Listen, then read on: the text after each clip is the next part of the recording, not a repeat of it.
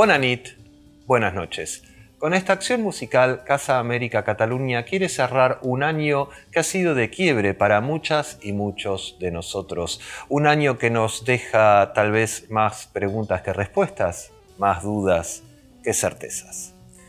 El Juan Pablo Balcazar Quartet interpretará el otro cuarteto para el fin de los tiempos, pieza inspirada en el célebre Quatuor pour la fin du temps de Olivier Messiaen.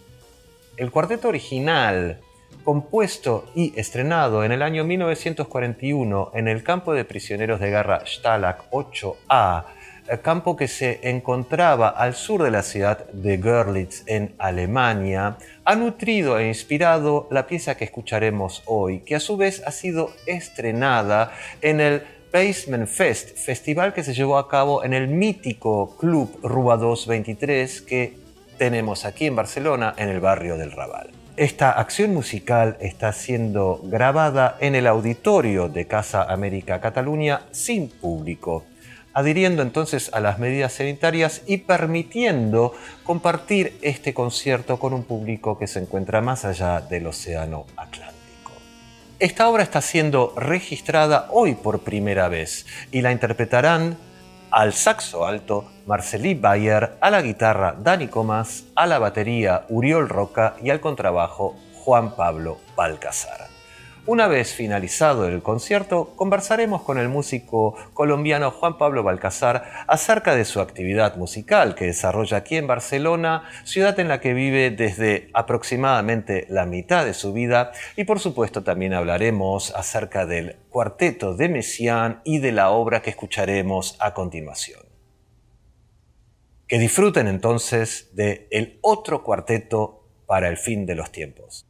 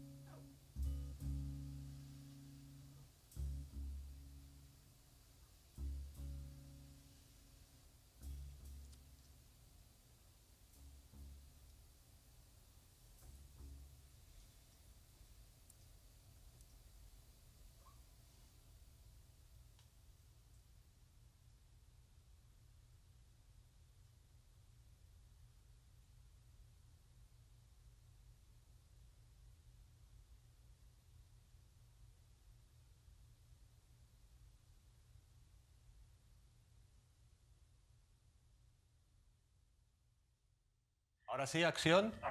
No, nadie nos molesta más, por favor. Gracias.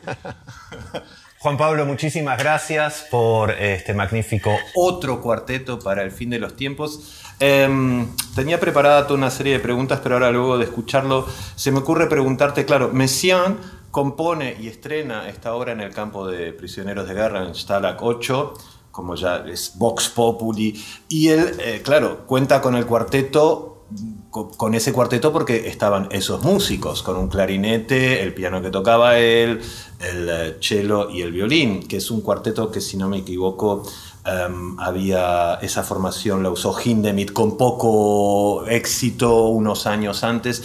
Entonces la pregunta es, ¿los instrumentos que has elegido para tu cuarteto, los has elegido o era lo que disponías? ¿Cómo fue esto? No, en realidad no. La idea era más hacer la música esta con un grupo en particular, digamos, que es un grupo que tengo desde hace un tiempo, que se llama Scruffy Backpacks, porque es un grupo que tiene una sonoridad que que me gustaba para esta historia. Es un grupo que ya tenemos un disco grabado, digamos, hace un tiempo lo habíamos grabado.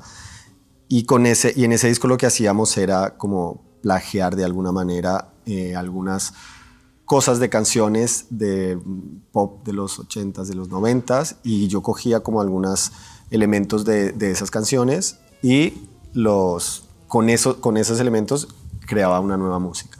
Entonces digamos que a partir de ahí el disco se llama como Plagios Inconfesables o algo así. Entonces digamos que parte de la historia era hacer como coger esta música basarse en esta música de Messiaen, pero pasarla por el filtro más que mío, como de ese grupo que tiene como una identidad como propia. Entonces la cuestión es que cuando tuve la idea o cuando íbamos a tocarlo, digamos, el saxofonista que normalmente está en ese grupo no podía hacerlo, y entonces fue cuando entró Marcely, y entonces ya todo cogió este color muy a él, digamos, que me encanta, ¿vale? Pero digamos que la sonoridad del grupo está ya como medio armada. En todo caso, cambiaste saxo por saxo, ¿era tenor sí. por alto? O... Eso es, el otro es tenor y vale. el saxo. Bueno, pero más o menos. Sí, cuadraba perfecto todo. Muy bien, muy bien. Sí. Interesante. ¿Cómo fue la primera vez que te topaste con el Quatuor pour la fin du temps de Messiaen? Pues no es una obra que suele pasar desapercibida, porque bueno, tiene una fuerte... Bueno, a mí al menos me generó un impacto emocional muy potente, y luego cuando uno se entera de la historia del cuarteto, tal vez incluso más, ¿no? Entonces, no sé si recuerdas cómo fue la primera vez que escuchaste el cuarteto, cómo fue tu encuentro con el cuarteto. La llegada fue por un músico que es argentino, que se llama Guillermo Klein, que es un compositor muy, muy importante, digamos, para toda nuestra generación. Ha sido como una especie de gurú. Y él pasó una época viviendo en Barcelona y hacía unos cursos de composición a los cuales fuimos pues muchos de los músicos de mi generación íbamos.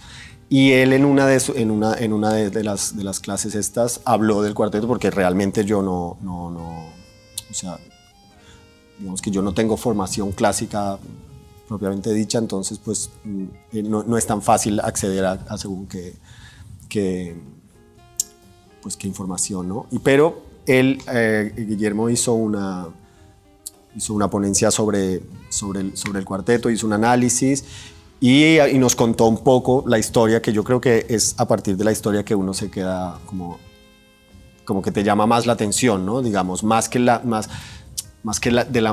música en sí. Si le oyes la música sin saber la historia, quizás te puede gustar más o menos, pero claro, cuando le pones el componente de la historia, de cómo de cuándo lo escribió, de lo que tenía, pues claro, es como muy impactante. Sí, igual estoy parcialmente de acuerdo contigo, porque creo que los movimientos estos de violín y cello, aunque no conozcas la historia, son realmente una especie de daga que se te va clavando lentamente en el cuerpo. Al menos esa es la impresión que yo tuve la primera vez que los escuché. Igual se agradece este acercamiento del jazz hacia ciertas piezas clásicas, como ha hecho Uri Cain, por ejemplo, con Mahler y con Wagner, ¿no? Y en los años 60 también se ha hecho mucho con Bach, desde el jazz, y esta visión casi un poco más, no sé si usar la palabra de fachatez, pero es la que se me viene ahora a la cabeza, pero es interesante, ¿no? Da una frescura y abre, ¿no? Yo me acuerdo cuando yo estudiaba y me hacían analizar Debussy, el mar de Debussy, decía, bueno, ¿qué escribo yo después de escribir de esto, ¿no?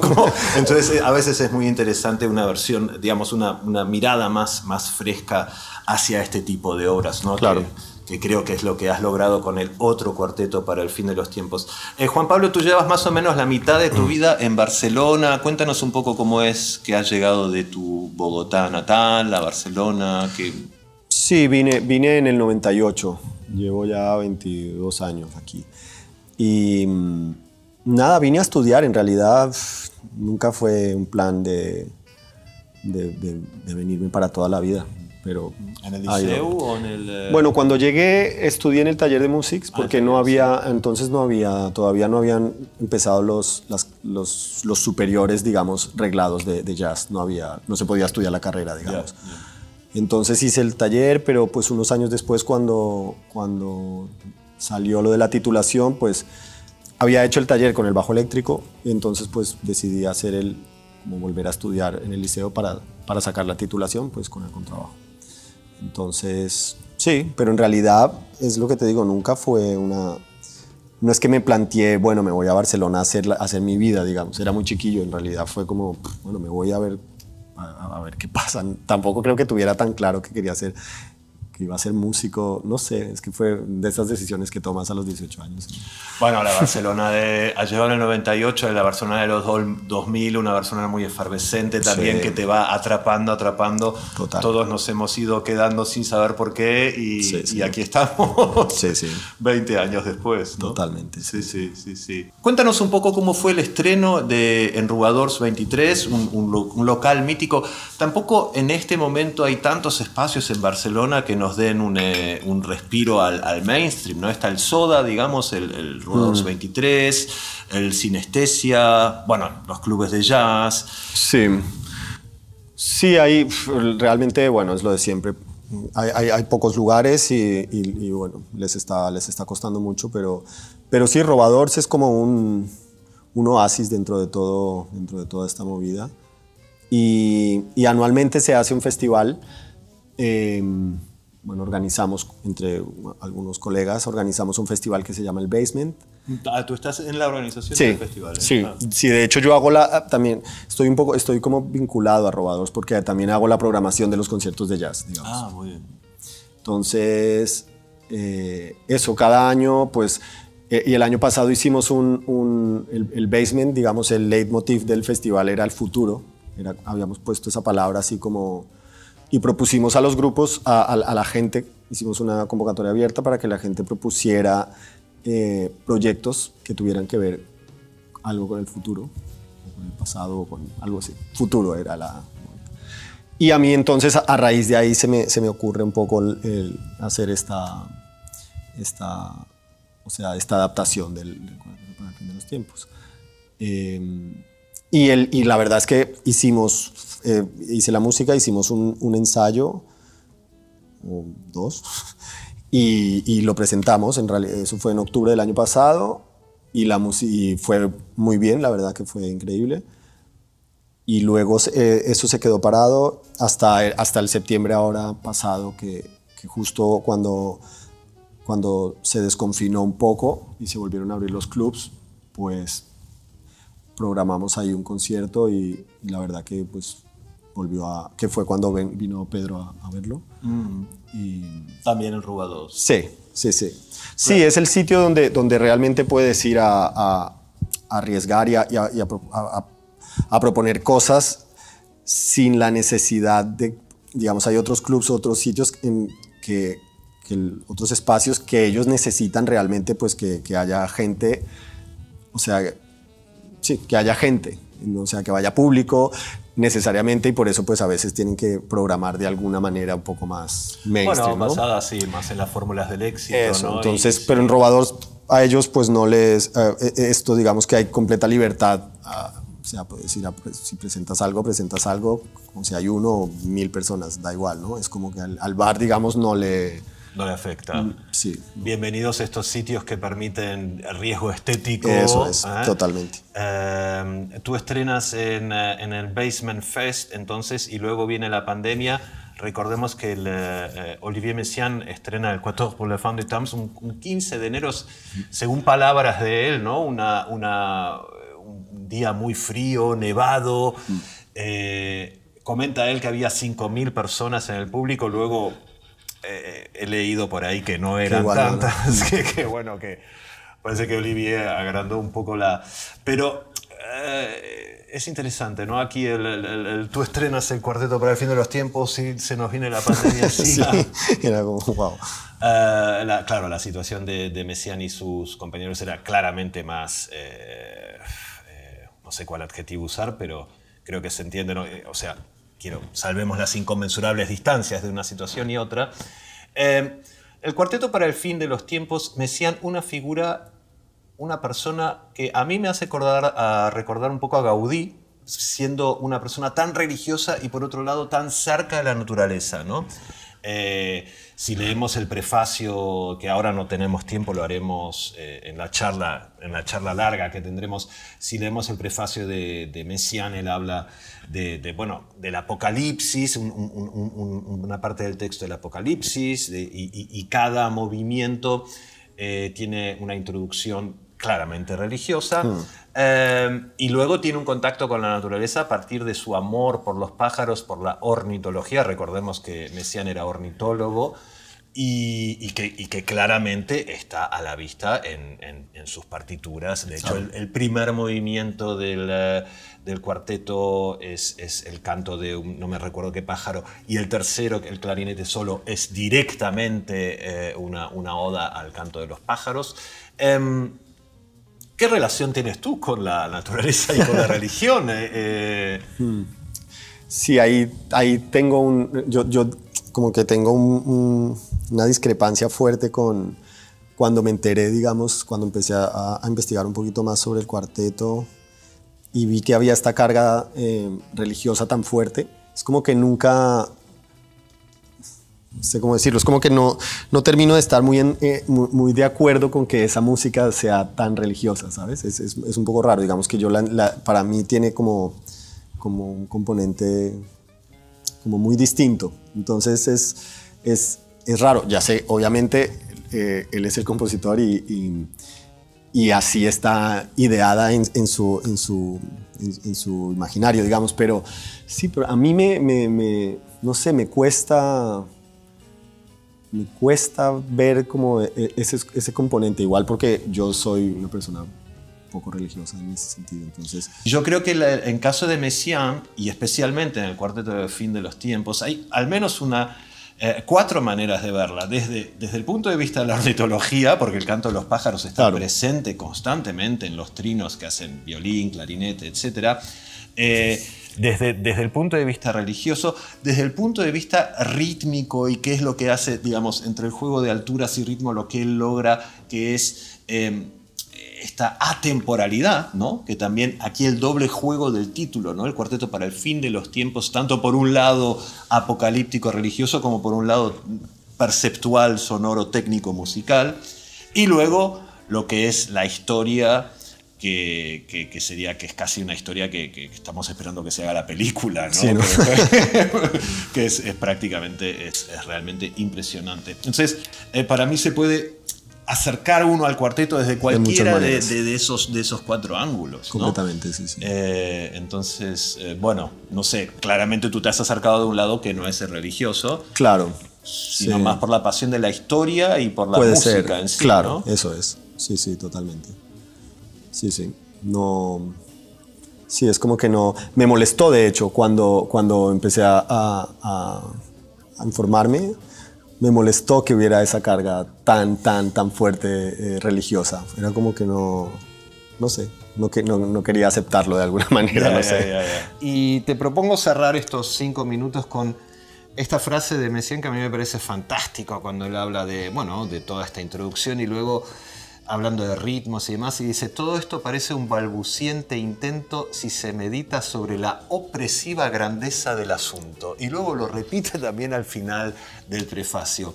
Pero en fin, vamos a profundizar sobre todas estas cuestiones en la otra charla. Juan Pablo, te quería agradecer nuevamente por el trabajo, por la maravillosa interpretación, agradecer a los músicos, al Juan Pablo Balcázar Quartet, y bueno, nos podemos despedir entonces. Perfecto. Muchas gracias. Muy bien.